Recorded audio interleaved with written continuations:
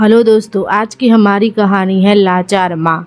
राहुल त्रिवेदी नामक एक hotel manager अपनी पत्नी, 2 बच्चों और बूढ़ी माँ के साथ दिल्ली के बिलासपुर में रहा करता था। उसकी माँ का नाम था सावित्री देवी। उन्हें शुगर और बीपी की बीमारी थी। उनकी हाथ व मुंह की झुर्रियाँ साफ नजर आती थी। सावित्री को अपने बेटे से बहुत स्नेह था। बचपन से ही वह अपने बेटे को पलकों पे बिठाकर रखा करती थी और उसकी सारी फरमाइशों को पूरा करती थी। वो कहते हैं ना कि बच्चे कब बड़े हो जाते हैं माँ बाप को पता ही नहीं चलता। राहुल का होटल मैनेजर के तौर पर जॉब हो गया था और उसे अच्छी तनख्वाह भी मिलने लगी थी।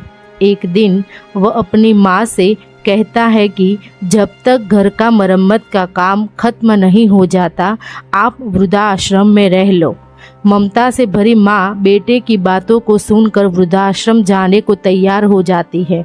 उस बड़े घर में कई बुजुर्ग स्त्री और पुरुष भी थे। उन्हीं में से एक ने सावित्री से कहा, आपको भी बेटे ने घर से निकाल दिया?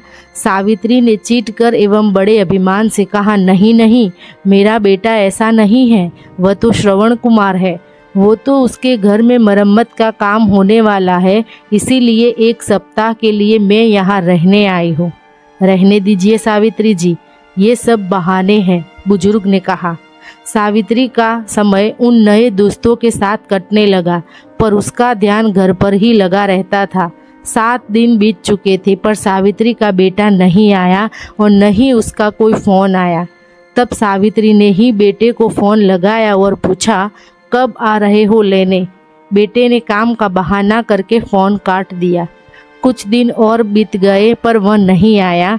अब तो वह फ़ोन भी नहीं उठाता था। सावित्री के 7 दिन 7 महीने में बदल गए पर वह नहीं आया।